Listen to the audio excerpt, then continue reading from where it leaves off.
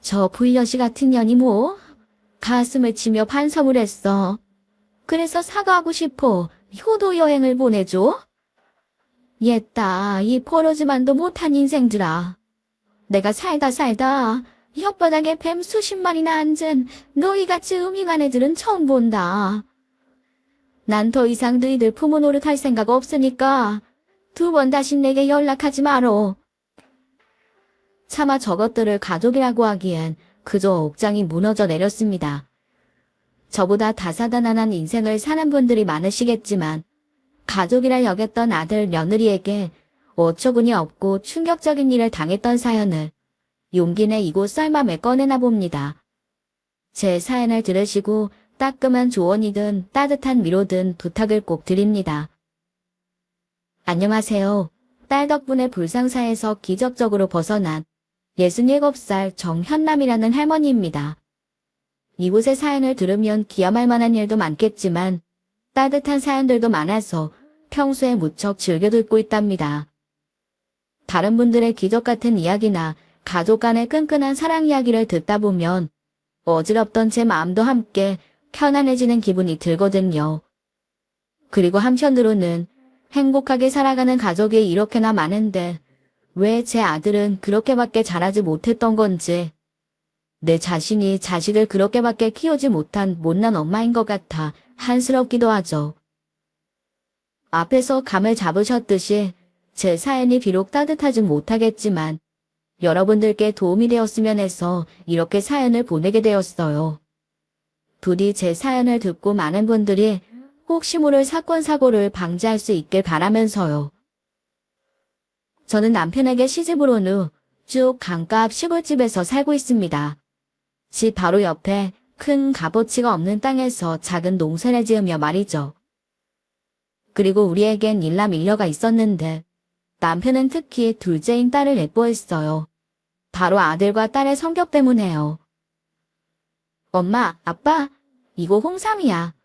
요즘 두 분 다 매번 기력 달려 하시는 것 같아서 사왔어. 김지호, 넌 겨우 코딱지만한 중소기업 다니는 애가 무슨 돈이 있어서 부모님 집에 올 때마다 이런 걸 다 사오냐? 너 때문에 괜히 나까지 돈 써야 될 것 같잖아. 넌 애가 왜 그렇게 이기적이냐? 내 생각은 안 해. 아들과 딸은 둘 다 경기도에 살며 직장을 다니고 있었어요. 딸은 작은 중소기업을, 아들은 조금 규모가 있는 중견기업을 다니고 있었죠. 딸은 부모인 우리를 무척 살갑게 챙겨주던 아이였습니다.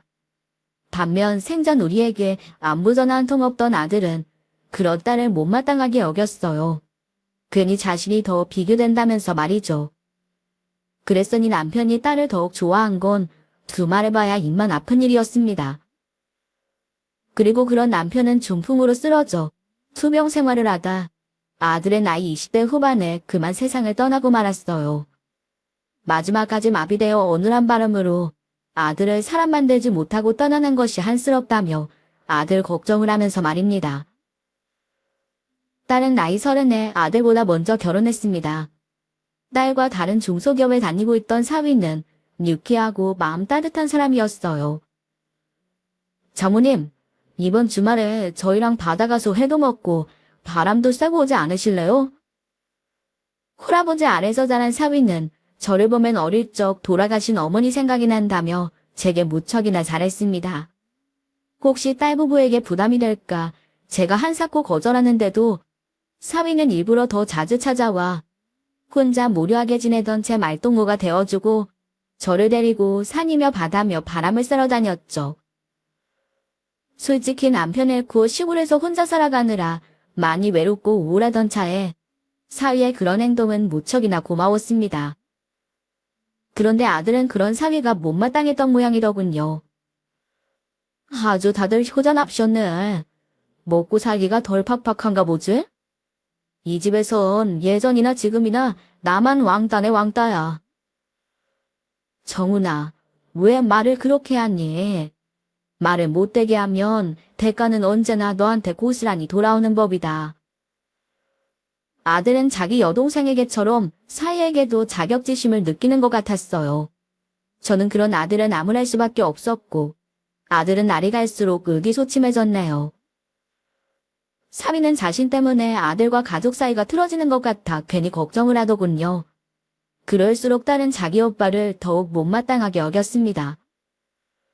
네 또, 오빠는 예전부터 내가 부모님께 잘하는 거 싫어했어. 자기는 그만큼 하고 싶지 않은데 내가 부모님께 잘하면 자기하고 비교된다면서 말이야. 나 같으면 내 부모님께 잘해줘서 고맙다고 당신한테 엎드려서 절이라도 하겠다. 오빠 뭐 어쩜 저렇게 날이 갈수록 못나죠? 지우야, 아무리 그래도 네 오빠에 대해 그렇게 말하는 거 아니야. 저는 자꾸만 가족들 사이에서 겉도는 아들을 보며 마음이 무거워졌습니다. 아들을 걱정하던 남편의 마지막 눈빛을 생각하니 더더욱 마음이 아파왔어요. 아들의 기가 조금씩 살아나기 시작한 건 아들이 30대 중반 나이에 결혼을 하면서부터였습니다. 딸이 손녀를 막 출산했던 해였죠. 어머님, 이거 베트남 커피예요. 신혼여행 선물이요. 그래 고맙구나. 네, 잘 먹으마. 부동산 공인중개사였던 며느리는 사소한 일에도 셈을 따지는 사람이었습니다. 신혼여행 기념품으로 사왔다던 베트남 커피는 저도 아는 제품이었어요. 동네 친한 여자들이 여행을 갔다가 기념품이라고 대량 사왔던 저렴한 제품이었죠. 하지만 선물엔 가격보다 담긴 마음이 중요한 거라고 저는 애써 좋게 생각하려고 했어요. 그런데 며느리는 자신이 메고 온 가방을 내보이며 자랑을 하는 게 아니겠어요. 확실히 면세점이 싸긴 싸더라고요. 이것 보세요. 이 가방 완전 명품인데 비교적 저렴하게 득템했어요. 예쁘죠, 어머님? 새언니, 지금 저희 엄마는 스틱커피 사다 주고 새언니는 명품백 샀다고 자랑하시는 거예요? 저 커피 동네 마을회관 가면 다른 분들이 기념품으로 사온 거 아직 잔뜩 쌓여 있는데 차라리 작은 립스틱이라도 하나 사오지 그러셨어요. 저는 딸의 허벅지를 슬쩍 꼬집었지만 손녀를 안고 있던 딸은 이미 불쾌한 표정을 숨기지 못하더군요. 그런데 며느리는 아주 태연한 표정으로 딸에게 웃으며 이렇게 말했어요. 에이, 아가씨. 아가씨는 저랑 동갑이시면서 너무 발상이 구식인 거 아니에요? 어머님이 이 시골 바닥 다니시면서 이런 명품백 필요하실 일이 뭐가 있어요. 게다가 제가 좋은 거 드린다고 어머님이 우리한테 돈 한 푼 더 보태주실 것도 아닌데 기왕 돈을 쓸 거면 제 자신한테 투자하는 게 낫죠. 집이 가난해서 자식 결혼할 때 한 푼도 못 보태주신 어머님이 명품백 메고 다니면 오히려 사람들이 욕해요, 아가씨. 뭐예요? 그럼 지금 우리 엄마한테 투자해봤자 나오는 게 없으니까 좋은 선물할 필요가 없다는 거예요? 그리고 우리 엄마가 돈을 안 보태주고 싶어서 그랬어요? 지금 하나 돌아가신 아빠 병원비에 요양원비 전부 자식들한테 부담 안 지으려고 없는 살림에 혼자 감당하시다 형편이 더 어려워진 거 오빠한테 못 들으셨어요? 말이 그렇다는 거죠. 저 부동산 일하는 거 아시잖아요. 이쪽 일하려면 셈이 아주 정확해야 하다 보니까 저도 모르게 그만 득실 따지는 게 버릇이 돼버려서 투자란 말에 비유했을 뿐이에요. 괜한 오해 마세요. 아가씨, 설마 아가씨 선물 하나도 안 사왔다고 저한테 서운해서 투덜대시는 거 아니죠? 그런 거면 완전 놀부심보예요. 아가씨는 아가씨 결혼할 때 저한테 선물 같은 거 안 사다 주셨잖아요. 뭐 그땐 우리가 모르는 사이긴 했지만 시사란 말이 틀린 건 아니지. 가진 돈은 한정되어 있는데 과소비하는 것보단 딱딱 필요한 곳에 적당히 쓰는 게 훨씬 현명한 거잖아. 넌 왜 괜한 말을 해서 일부러 신경 써서 선물 사온 사람을 무안하게 만들어? 세상 모든 사람들이 다 너랑 윤서방처럼 낭비벽이 심한 줄 알아. 여보, 괜히 기분 상하지 마. 알았지? 제가 원래 예전부터 남 생각은 안 하던 애야. 아주 쿵짝이 잘 맞는 아들과 며느리의 언행에 딸과 사이는 기가 막힌 표정을 짓더군요. 반면 아들은 집안에서 처음으로 자신과 뜻이 맞는 사람이 생기니 아주 기고만장해져 있었죠. 저는 분위기를 정리하고자 아들과 며느리에게 이렇게 말했습니다. 그래. 사람마다 생각하는 게 다를 수 있으니까 너희들 말은 이해하마. 다만 세아가 이거 하나만은 명심하렴. 너는 네가 셈이 빠르고 논리적이라고 생각하나 본데 지금 네 말과 행동은 무리한 거다. 예의란 때와 장소에 맞게 말과 행동을 가려서 할 수 있는 지성이야. 앞으로는 말을 하기 전에 머릿속으로 뱉어도 되는 말인지 먼저 곰곰이 생각해 본 뒤에 그때 말을 하렴. 그리고 정훈이 너는 그놈의 말 때문에 예전부터 나랑 네 아버지한테 몇 번이나 혼이 났지? 결혼했으면 전과 똑같이 어리게 굴지 말고 이젠 성숙해질 줄도 알아야 한다. 제발 부탁이니 마음 좀 넓게 써. 제 말에 며느리와 아들은 입을 삐죽이더군요. 그리고 두 사람은 저희 집에서 밥을 먹는 둥 마는 둥 하더니 이내 집으로 휙 돌아가 버렸죠. 딸은 아주 끼리끼리 잘 만났다며 옆에서 혀를 찾고 사위는 제 속이 상했을까 걱정이 됐는지 제 손을 잡아주더라고요. 하지만 이후에도 며느리와 아들의 돈 타령은 계속됐습니다. 처음에 제게 욕을 먹어서인지 며느리는 제게 대놓고 무리한 말을 하진 않더군요. 하지만 제게 직접 대고 말을 하지 않았다 뿐이지 며느리는 누가 봐도 저 들으라는 듯 푸념을 내댔어요. 아, 허리야. 아, 내가 어떠다 이렇게 돈도 없고 별 볼 일 없는 집에 시집을 와서 이 고생했지? 당신 진짜 나한테 잘해. 나 정도 외모에 이 정도 능력이면 충분히 더 잘난 남자 만나서 시집갈 수 있었다고. 이 전 다 당신이 붙여. 아, 짜증나? 아우, 많이 힘들지. 알았어. 내가 다 할게. 당신은 쉬고 있어. 나도 뭐 이런 집에서 태어나고 싶었겠냐? 누구나 다 돈 많은 집에 태어나고 싶지. 내가 능력이 안 돼서 당신을 너무 고생시킨다. 미안해. 나도 이런 깡시구려 있는 집 정말 지겹다 지겨워. 저를 더욱 화나게 했던 건 며느리 말보다 며느리 비위를 맞추려 내뱉던 아들의 대답이었습니다. 저는 나무를 묻히고 있던 비닐장갑을 획 벗어던지고는 전에 묻히던 아들과 며느리의 손에서 뒤집개를 뺏어들고 소리쳤어요. 이것들이 사람 면전에 대고 뭐라고. 이런 집에서 태어나고 싶었겠냐고. 별 볼 일 없는 집. 하기 싫으면 하지 마. 가난한 이 집이 싫으면 제사도 지내지 말고 아예 명절이라고 찾아오지도 마라. 저는 화가 나서 씩씩댔어요. 건방진 며느리도 며느리지만 제가 단단히 아들을 잘못 키웠다 싶었습니다. 천성이 나쁜 애는 아니라고 생각했건만 자기 부모 가슴에 상처내는 말을 거리낌 없이 내뱉는 아들의 모습을 보니 제 생각이 틀려도 확실히 틀렸다 싶더군요. 그런데 제 말에 며느리는 입을 삐죽이며 이렇게 말했습니다. 어머님이 들으셨는지는 미처 몰랐네요. 제가 어머님 말씀대로 무지성하게 굴지 않으려고 노력했는데 어머니께 한 말은 아닌데 어머님이 들어버리셨다면 어쩔 수 없죠 뭐. 근데 어머님 참 염치도 없으세요. 해준 거 하나도 없으면서 집안 어른 대접은 그렇게 받고 싶으세요? 저 같으면 해준 거 하나 없는 며느리한테 미안해서라도 먼저 전화해서 명절에 내려오지 말고 푹 쉬라고 말해줬을 텐데. 암튼 먼저 오지 말라고 한 건 어머님이에요. 맞죠? 전 제가 오기 싫어서가 아니라 어머님 말씀 때문에 어쩔 수 없이 앞으로 명절에 여기 안 오는 거라고요. 여보, 가자. 우리 때문에 어머님 심기 더 불편해지시겠다. 아우, 엄마. 내가 겨우 이 사람 달래고 있었는데 불쾌해도 좀 참지. 이 시골까지 일부러 명절 새로운 며느리한테 꼭 그러셔야겠어요? 아, 우선 저 가요. 전화 드릴게요. 뭐야? 아유, 내가 어쩌다 저런 놈을 아들이라고 뒀노. 전화할 것도 없다.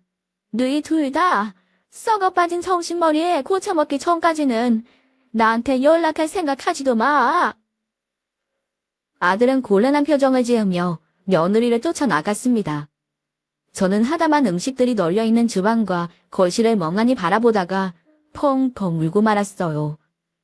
아무리 가난하면 부모 취급도 못 받는 세상이라지만 금이야 오기야 키웠던 아들이 저런 형편없는 인간으로 자라서 그보다 더한 배필을 만나 똥밭에 구르고 있는 꼴을 보니 올화가 터져 죽을 것 같았죠.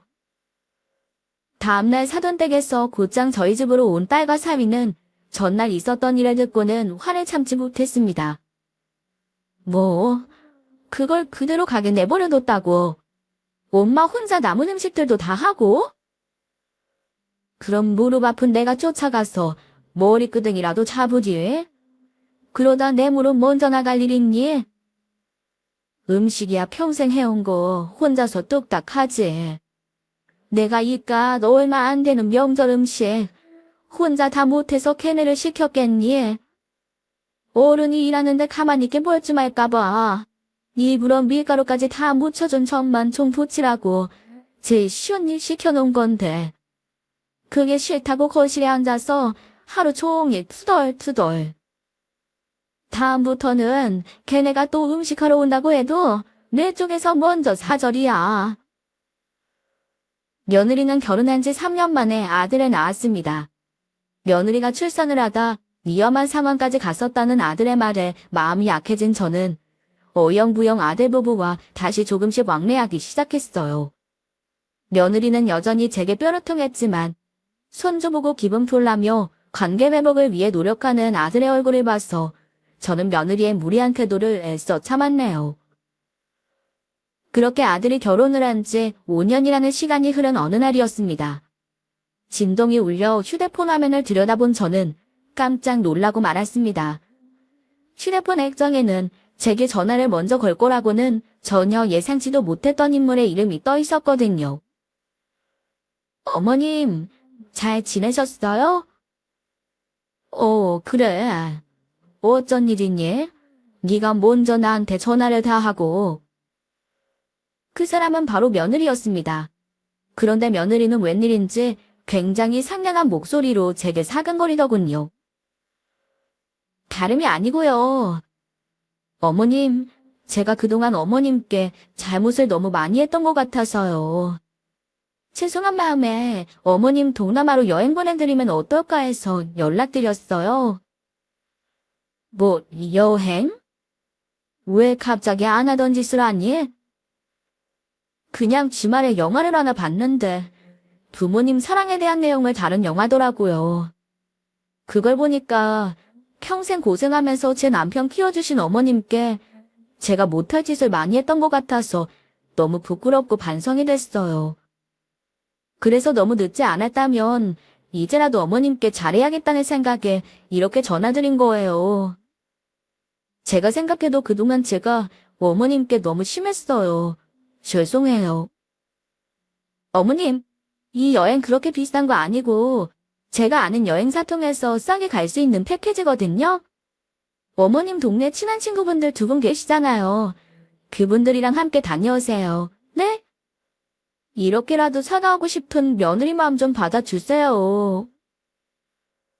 우선 생각 좀 해보마. 그래도 그렇게 말해줘서 고맙구나. 저는 아리송한 마음으로 전화를 끊었습니다. 며느리 말이 무슨 말인지는 알겠는데 5년간 한결같이 저를 시모 취급조차 안 하던 며느리의 태도가 갑자기 돌변하니 영 미심쩍더군요. 그리고 그날 저녁 아들까지 제게 전화를 걸어 여행을 가라며 부추기더라고요. 엄마, 집사람이 엄마한테 진심으로 사과하고 싶어서 그러는 거예요. 며느리가 먼저 이렇게 고개 숙이고 나왔는데 엄마가 손해보는 것도 아니고 그냥 너그러운 마음으로 받아주세요. 그럼 집사람이 무척 좋아할 거예요. 저도 마찬가지고요. 엄마 말씀처럼 그동안 제가 너무 속이 좁은 불효자식이었어요. 저도 앞으로 집사람이랑 같이 엄마한테 더 잘하고 효도할게요. 그동안 정말 죄송했어요. 아들까지 한데 입을 모아 자신들이 잘못을 뉘우치고 있다고 말을 하니 얘들이 정말 진심으로 저와 화해를 하고 싶어 하나 싶더군요. 딸에게 이 이야기를 전하니 딸 또한 굉장히 놀라는 눈치였죠. 암튼 걔들이 그렇게까지 말하니 속는 셈 치고 윤호 엄마랑 미래 엄마랑 같이 다녀오려고 한다. 걔들이 진심이면 내가 여행을 안 간다고 하면 또 서운해할 거 아니니? 어머니 차에 다녀오라고 나한테 글쎄 용돈까지 보냈더라. 돈 아깝다고 신혼여행 다녀오면서 나한테 스티커피 사다 줬던 애가 말이야. 그래? 언제 가는데? 날디가 출국이야. 날짜가 좀 이르긴 한데 싸게 나온 티켓이라 얼른 예약해둔 거라더구나. 필요한 거 있음 얘기하렴. 엄마 귀국할 때 사올 테니까. 그렇게 저는 예정된 날짜에 서울로 가기 위해 기차역으로 향하게 되었습니다. 같이 여행을 떠나게 된 동네 여자들은 굉장히 신이 나 있었죠. 아침에 저희 동네로 택시까지 불러준 며느리는 제게 비행기 탑승 수속에 대한 주의점과 탑승 시간까지 다시 일러주며 전화로 절 챙겨주더군요. 고맙긴 했지만 솔직히 너무 180도 돌변한 며느리의 행동이 영 적응되지 않더라고요. 그런데 기차역에 거의 다 왔을 무렵 딸에게서 전화가 걸려왔어요. 엄마, 잘 가고 있어? 이제 거의 기차역 다 왔어. 서울에서 도착하면 거기서도 공항까지 택시 타고 가라면서 글쎄 며느리가 택시비까지 또 따로 챙겨줬다. 그런데 딸은 저보다 더 며느리 행동이 개운치가 않았던 것 같더군요. 딸은 잠시 망설이더니 제게 이렇게 이야기했습니다. 그리고 딸의 말은 가뜩이나 석연찮았던 제 마음속 불안의 불씨에 그만 불을 지피고 말았죠. 엄마, 근데 난 아무리 생각해도 수상해. 엄마도 알잖아. 새언니가 얼마나 엄마한테 아나무인으로 굴었었는지. 그런 사람이 영화 한 편 봤다고 이렇게 태도가 돌변한다고? 너무 말이 안 되지 않아? 나 너무 찜찜해.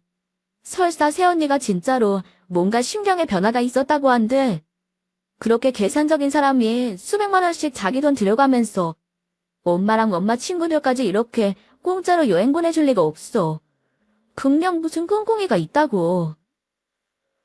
아무래도 안 되겠다. 엄마, 그 비행기에 타지 마. 계산적인 새언니한테 괜히 이렇게 갚을 신세 같은 거 지지 말고 난 그냥 안 갔으면 좋겠어. 안 그래도 반신반의하는 마음이었는데 그런 딸의 말을 들으니 여행길에 오르는 게 영 내키지가 않더라고요. 딸의 말대로 이번 일을 가지고 나중에 며느리가 어떤 요구를 해야 할지도 모른다는 생각까지 들자 저는 결국 어려운 결정을 내렸습니다. 바로 이 여행을 포기하기로 한 거죠. 윤호 엄마, 미래 엄마, 정말 미안한데 우리 이 여행 나중에 갑시다. 뭐? 갑자기? 두 여자는 저를 보고 황당한 표정을 감추지 못했어요. 저는 그 두 사람에게 진심으로 사과하며 말했습니다. 미안해. 아무래도 이번에는 집으로 좀 돌아가 봐야 할 것 같아. 조만간 우리 시간 내서 다시 여행 일정 잡읍시다. 그땐 내가 비용을 다 내진 못하겠지만 적어도 비행기 값은 내가 댈게. 뭐야 갑자기 이러는 법이 어디 있어. 공짜 여행 데려가 준다고 사람 뒤튀게 할 땐 언제고. 그러게 여행 간다고 옷 사고 신발 사고 아침부터 화장까지 다 하고 나왔더니 이게 무슨 황당한 소리래? 정말 미안해. 집에 갑자기 피치 못할 일이 생겨서 그래. 내가 밥도 거하게 한번 살게. 응? 옷까지들 산 돈도 내가 다 갚아줄게. 그렇게 저는 입이 대빨 나온 두 여자와 다시 택시를 돌려 집으로 돌아왔습니다. 미안한 마음에 두 여자를 각각 집 앞에까지 내려다 준 후에 말이죠.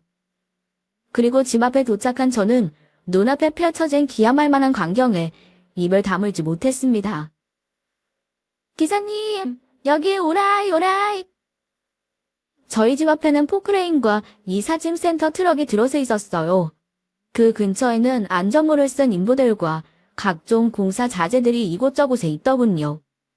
거기다가 저를 제일 경악하게 한 건 바로 현장 진두지휘하고 있던 며느리의 모습이었습니다.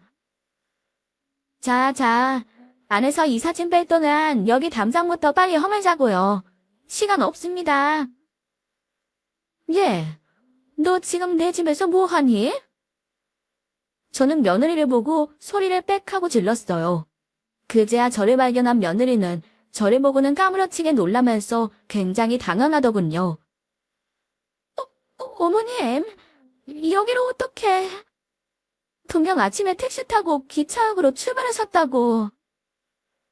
그러니까 내가 출발을 하든 다시 돌아오든 간에 지금 내 집에서 뭐 하냐고. 저기요, 그 이사 박스들 뭐예요? 그걸 왜 내 집 안으로 철거 들어갑니까? 저는 이제 막 도착해서 일을 시작하려는 것처럼 보이는 이삿짐센터 직원을 향해 물었습니다. 그러자 이삿짐센터 직원은 도리어 당황한 표정으로 제게 말했죠. 네? 아니, 안에 있는 짐 전부 싸서 컨테이너 박스로 옮겨두실 거라면서요. 빨리 진행해야 한다고 일 오래 하실 때부터 엄청 보채시길래 후딱 끝내려고 했는데 왜요? 뭐가 어째요? 내 집 짐을 나도 모르게 왜 빼겠다는 거예요? 당장 돌아가세요. 예? 하지만 저 사모님이... 저는 눈에서 불이 나올 것 같은 표정으로 며느리를 다시 획 돌아봤습니다. 며느리는 아무 말도 못하고 우물쭈물하더니 제게 이러더군요. 아, 그게... 어머님 있잖아요. 사실은... 제가 남편한테 전화하라고 할게요. 그이가 다 설명해 줄 거예요. 잠시만요. 횡설수설하던 며느리는 잽싸게 아들에게 전화를 걸어 무엇이라고 속삭여 댔어요. 그러더니 30초도 걸리지 않아 제 휴대폰으로 아들에게서 전화가 오더군요. 저는 화가 난 목소리로 전화를 받아 호통을 쳤죠. 이게 대체 무슨 상황이야? 쟤는 뭔데 아무런 설명도 못하고 너한테 전화까지 하라고 해. 너희 대체 무슨 꽁꽁이야? 엄마 있잖아요. 그게 엄마 집 위치가 좋아서 거기 카페 차리면 진짜 대박 날 수 있거든요. 우리 아내 부동산이라는 거 알죠? 아내가 그랬어요. 엄마 집 위치가 완전 노른자 땅이라고. 엄마도 알잖아요. 거기 요새 무슨 테마파크인가 워터파크인가도 들어온다고 계속 날리고 주변에 펜션도 엄청 생긴 거. 그쪽이 요즘 많이 개발돼서 놀러오는 사람들도 늘었잖아요. 요새 유행하는 퓨전 한옥 스타일 있죠? 집사람이 요즘 관광객들 대상으로 그런 스타일 카페가 그렇게 잘 된대요. 그래서 엄마 집 좀 그렇게 리모델링 하려고 그런 거예요. 뭐? 이것들이 진짜. 그걸 왜 내 허락도 안 받고 진행해? 아니, 내 집을 왜 너희들 멋대로 리모델링 한다 어쩐다 하냐고. 너희들 이러려고 나 여행 보내려고 했구나. 이 썩을 것들아. 이제야 퍼즐이 맞춰지는 기분이었습니다. 맞아요. 당시 저희 지역이 점점 개발되기 시작하면서 이전보다 관광객이 더 많아졌습니다. 게다가 저희 집 위치가 강가 앞이었던지라 창문으로 내다보이는 풍경이 끝내주는 자리였어요. 그래서인지 안 그래도 최근 부동산업자들이 몇이나 저희 집으로 찾아와 땅을 팔라고 건의하더군요.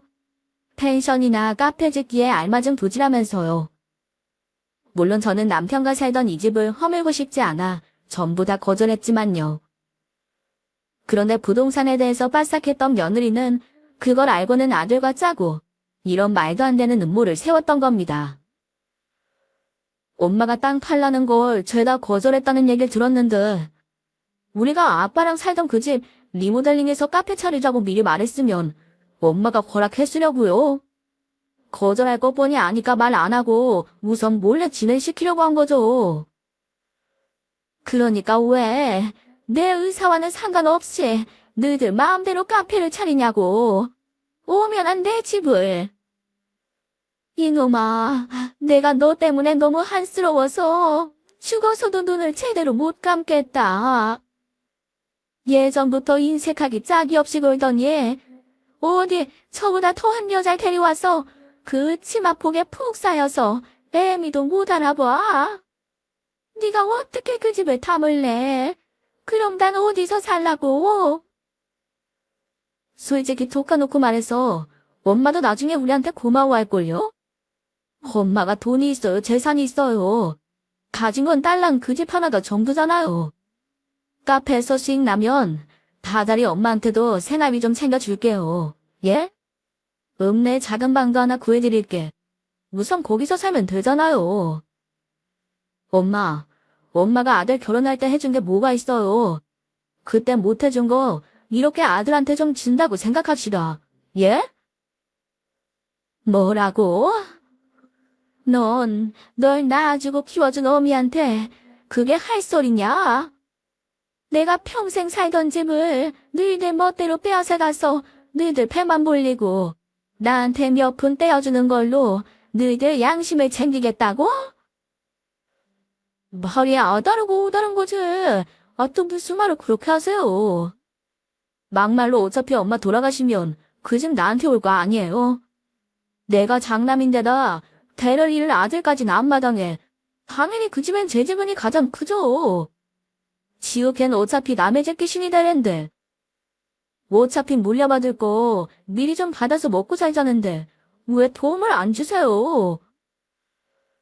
이 호로 자식아. 내가 너를 잘못 키워도 단단히 잘못 키웠다.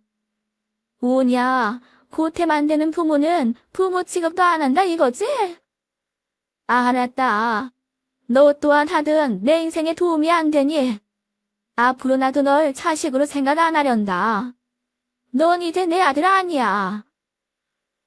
저는 그렇게 아들과의 전화를 끊어버렸습니다. 너무 분하고 치가 떨렸어요. 제 아들이 이렇게 금수만도 못한 생각을 가진 인간이었다는 사실에 억장이 무너졌네요.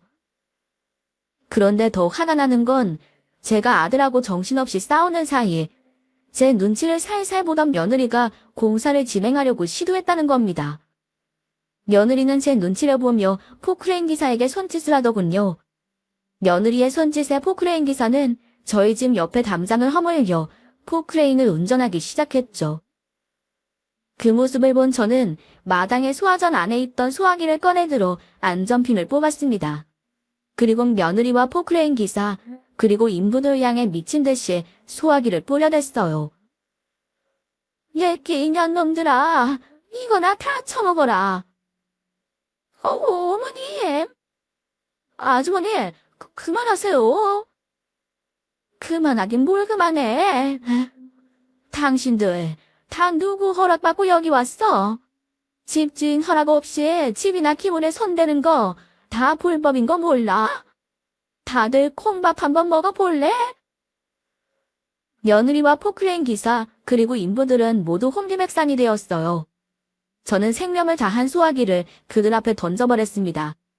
그리고 곧바로 두 번째 소화기를 뽑아들어 며느리와 그들이 숨 돌릴 틈이 없게 연이어 또다시 소화기를 발사했네요. 어머님, 그만요. 이래도 안 가? 다들 내 집에서 낸 금 사라지지 못해. 눈이 뒤집힌 저의 모습에 수학이 분말 범벅이 된 인부들과 포크레인 기사는 입에 담지 못할 험한 욕짓거리를 하며 모두 철수할 수밖에 없었습니다. 그 광경을 지켜보던 이사짐센터 직원들 또한 혀를 내두르며 얼른 차를 빼서 사라졌네요. 머리부터 발끝까지 온통 새하얘진 며느리는 떼꼬물처럼 흐리는 눈물을 닦으며 엉엉 울더군요. 불여시 같은 년이 뭐 영화를 보고 반성을 해? 사죄의 의미로 여행을 보내줘? 내가 살다 혓바닥에 뱀 수십 마리나 얹은 너 같은 애는 처음 본다. 이깟 낡은 집 하나로 아들한테 도움 줄 수 있는 길을 알아내준 며느리한테 고맙다고는 못할 망정. 이게 뭐하는 짓이에요? 당신이 그러고도 부모야. 시끄러워. 내가 그러고 싶지 않다는데 왜 니들이 먼저 부모 노릇을 해라 말아야? 너희들 나한테 뭐 맡겨놨냐? 너희 아주 끼리끼리 잘 만났다.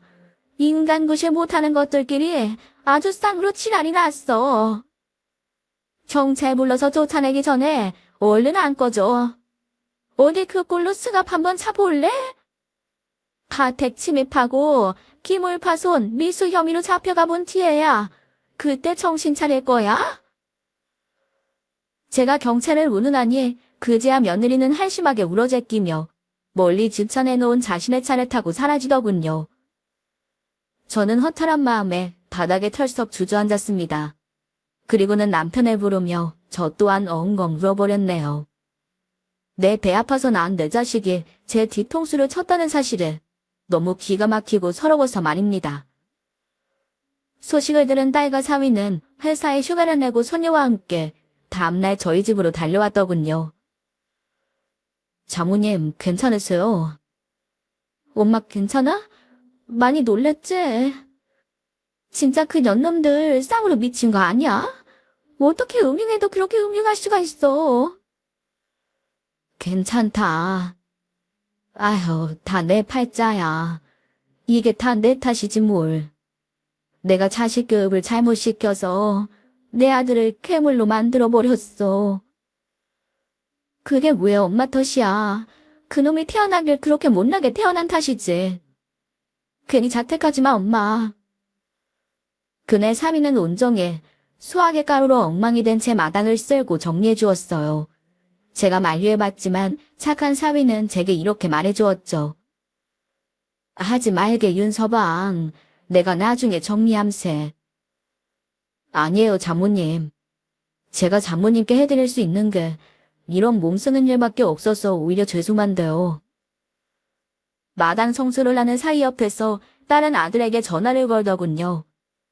그날 저는 제가 본 모습 중 가장 험악하고 무서운 딸의 모습을 볼 수 있었어요.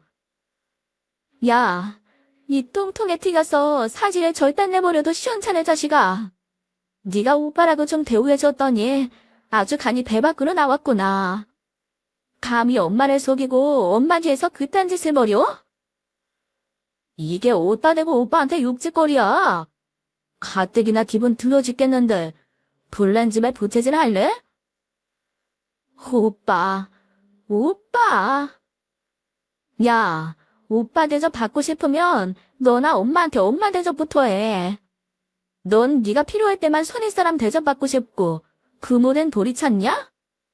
오히려 낳고 길러준 엄마한테 은혜 갚아야 하는 게 자식 아니야. 너 혼자 태어났어? 너 박혁거세야.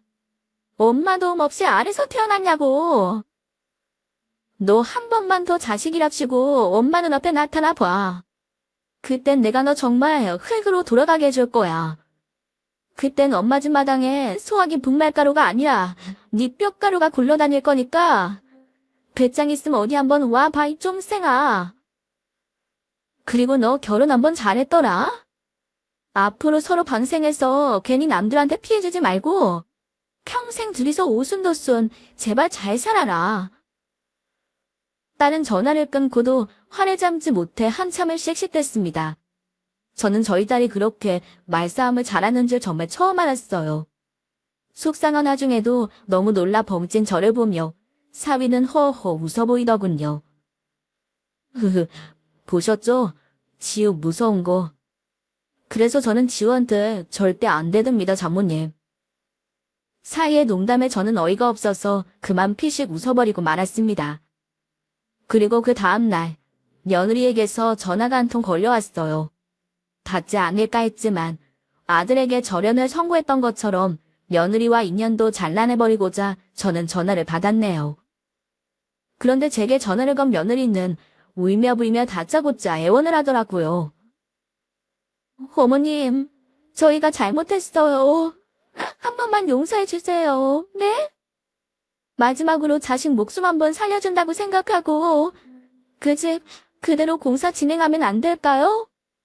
이미 공사 계약금까지 다 치렀는데 공사가 무산되는 바람에 계약금 날리는 건 기본에 저희의 어마어마한 위약금까지 물게 생겼어요. 자재비에 인건비 등등 공사 대금 전부 다요. 이삿짐 센터에 지불한 비용은 이미 전부 날렸고요. 어머님 여행 떠나시는 날짜에 맞춰서 서두르려고 제가 금액도 무리하게 불러버린 탓에 진짜 큰돈 물게 생겼다고요. 어머님, 저희 그만한 돈 없어요. 요즘 집 계약하는 사람도 많이 없어서 저 부동산도 적게 생겼고 남편도 곧 회사 때려치울 줄 알고 회사 생활 막 하다가 지금 미운 털 다 박혀있는 상황에 앞으로 진급은 꿈도 못 꾸게 생겼는데 저만한 손해를 어떻게 다 감당해요. 제발 어머님 손주 얼굴을 봐서라도 한 번만 양보해 주시면 안 될까요? 네? 어머님 손주가 앞으로 고생하면서 사는 걸 보고 싶으세요?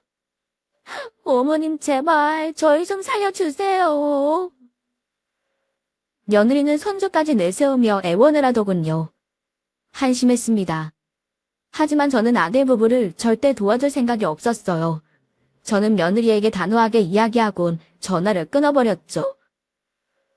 그러게 감당도 못할 짓을 무턱대고 왜 버렸어. 다 자업자득이니 너희가 알아서 해결해라. 차라리 그런 무서운 짓을 벌이기 전에 나한테 사정을 했더라면 그땐 내 마음이 움직였을지도 모르겠구나. 나도 부모니까 내 자식들이 잘 살길 바라는 마음은 당연히 가득하니까. 근데 이건 방법이 틀려먹었다. 곤모술수로 사람을, 그것도 부모를 뒤통수 치고 너희들 이득만 챙기려는 그 태도, 사람 간의 신뢰를 아주 우습게 하는 너희의 경솔한 마음가짐까지 전부 잘못됐어. 이 남편한테도 말했지만 나는 더 이상 너희들 안 볼 거다. 어린 손주야 안타깝다만 너희들 자식이니까 그것 또한 너희들이 감당해야지. 왜 너희는 날 부모 취급도 안 하다가 필요할 때만 자꾸 자식임을 앞세우니? 난 더 이상 너희들 부모 노릇 할 생각 없으니까 두 번 다시 내게 연락하지 말어. 저는 억장이 무너지는 마음을 애써 다잡았습니다. 아무리 잘못을 한 자식이라지만 자식은 내치는 일이 부모된 사람으로서 어찌 쉬울 수가 있겠어요. 하지만 아들과 며느리는 돌이킬 수 없는 강을 건넜고 저 또한 사람이기에 그 아이들에게 받은 마음의 상처가 저를 돌아서게 만들었네요. 그렇게 3년이 지나갔습니다. 그 일이 있은 후 제 삶엔 아주 큰 변화가 생겼어요. 바로 저희 집 옆으로 딸과 사위가 손녀와 함께 이사를 온 거예요. 제가 작게 농사를 짓고 있던 값어치 없다던 땅을 기억하시나요? 바로 그곳에 딸과 사위는 작은 펜션을 지어 펜션 장사를 하며 그곳에서 살고 있어요. 장모님, 사위가 옆집에 살고 있으니 아주 든든하시죠? 그만해. 벌써 몇 번째 생색이야? 엄마한테 든든하다는 말 듣는 게 당신은 그렇게 좋아? 그럼 장모님 칭찬은 사위도 춤추게 한다는 말도 몰라? 그런 말이 있다고? 우리 사위한테 그깟 칭찬이야. 내가 하루에 12번도 더 해줄 수 있지. 고맙네 윤서방. 쉽지 않은 결정이었을 텐데 날 위해서 이렇게까지 해주다니 말이야. 아닙니다. 저도 애엄마도 회사 생활에 지쳐 있었는데 이렇게 전원 생활을 시작하니까 매일같이 마음이 참 평화롭고 좋아요. 하영아, 이제 외할머니 쉬시라고 하고 아빠랑 잠자리 잡으러 갈까? 딸과 사위는 이후로도 줄기차게 제게 전화를 해대고 찾아오던 아들 내외 때문에 제가 걱정이 되었는지 아예 휴가를 내고 한동안 저희 집에 머물렀었어요. 그렇게 두 사람은 아들 내외와 몸싸움까지 하게 됐고 경찰이 온 후에야 사태가 마무리되었죠. 이후로도 두 사람은 제 걱정에 도통 다시 경기도로 올라가지 못했는데 그때 제가 농담식으로 던진 말을 사위는 덥석 실행해버린 거예요. 그렇게 회사도 못 나가고 우리 집에서 불안해하고 있을 거면 내가 농사 짓던 땅에 펜션이나 지어서 입에 풀칠이나 하고 살게. 내가 땅은 내어줄 테니. 그거 너무 좋은 생각인데요, 장모님. 뭐? 사위는 한동안 딸과 상의를 하는 것 같더니 정말로 두 사람 다 회사를 그만두고 경기도에 집까지 팔아 저희 집으로 내려왔습니다. 그리고는 집을 판 돈과 퇴직금, 모아둔 재산과 대출금까지 전부 더해 그 땅에 펜션과 자신들이 살 집을 짓더군요. 그렇게 몇 달 전 펜션이 완공되자 딸의 가족은 새로 지어진 집으로 이사를 갔어요. 그래봤자 바로 옆집이지만 말입니다. 그 때문에 저는 농사를 그만두게 되었지만 땅을 빌려준 값이라며 다달이 딸과 사위가 주는 용돈을 받고 펜션의 청소일을 도와주며 살고 있습니다. 물론 딸과 사위는 기함하며 말렸지만 저는 한사코 고집을 부렸네요. 늙은이가 몸을 놀리면 뭐래? 치매밖에 더 와?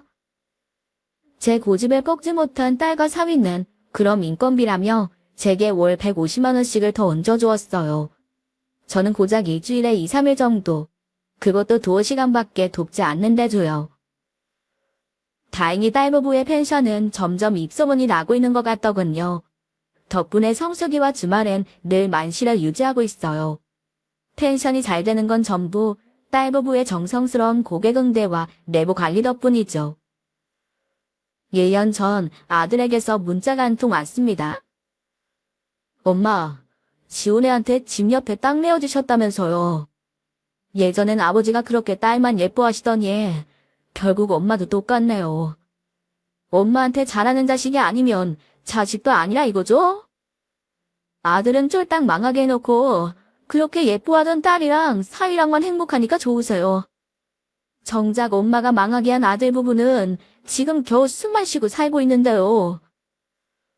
저희 안사람은 결국 돌경기 때문에 부동산 접었어요. 공사 미약금 갚느라 돈도 엄청나게 날렸고요. 게다가 저는 회사에서 단단히 찍혀서 앞으로 진급도 못할 텐데 외벌이가 돼서 어쩔 수 없이 눈칫밥 먹으면서 꾸역꾸역 회사 다니고 있다고요. 자식 망하게 하고서 엄마가 두 발 뻗고 잠이나 주무시겠어요. 엄만 못 그러실걸요. 이런 저한테 미안하시면 한 1,000만 원이라도 좀 보내주세요. 나중에 더 후회하시기 전에요. 한숨이 나오더군요. 제게 인연이 끊기고서도 아들은 끝까지 정신 차리지 못했더라고요. 저는 쓰리는 가슴을 부여잡고 아들에게 마지막 문자를 남겼습니다. 그리곤 영원히 아들과의 인연을 끊어버렸어요. 내가 너를 내친 건 네가 인간된 도리를 쳐버렸기 때문이다. 폐륜을 저지른 너에게 난 조금도 미안하지 않아. 그때도 말했지만 네가 처한 상황은 모두 너와 며느리가 한 일에 대한 업보야. 그러니 나는 내게 1,000만 원이 아니라 1,000원짜리 한 장도 보태지 않을 거다. 엄마는 지금도 두 발 뻗고 누워서 너한테 답장을 보내고 있다. 그러니 이 엄마 참에 대한 걱정은 넣어두렴. 그리고 앞으로 난 널 내 호적에서 아예 파버릴 생각이니까 2번 다시 날 찾아오지 말거라. 부디 앞으로 네 아이만큼은 잘 키우며 살길 바란다. 그게 마지막이었습니다. 이후 아들에게선 더는 연락이 없었네요. 오더라도 앞으로는 받지 않을 생각이고요. 만약 세월이 흐른 뒤 언젠가 잘못을 진심으로 뉘우친 아들이 절 찾아온다면 제가 과연 아들을 부모로서 포용해 줄 수 있을까요? 아직은 잘 모르겠습니다. 그래도 제 자식이 꼭 진심으로 잘못을 뉘우칠 수 있는 사람으로 거듭났으면 좋겠네요. 비록 제게 사죄를 하러 찾아오진 않더라도 말이죠. 그게 제가 부모로서 아들을 위해 기도해줄 수 있는 마지막인 것 같습니다. 저는 앞으로 초등학생인 손녀의 재롱을 보며 딸과 사위와 함께 평온한 노후를 보내려고 합니다. 그러다 자연스럽게 나이가 들면 애타게 저를 기다리고 있을 남편의 품으로 갈 수 있겠죠. 오늘 제 사연을 들으신 여러분들께서는 저처럼 안일하지 마시고 항상 깨어있으시길 바랍니다. 또한 여러분의 가정에 항상 평화가 함께하기를 바라면서 이만 사연을 마치겠습니다. 함께 해주셔서 감사합니다.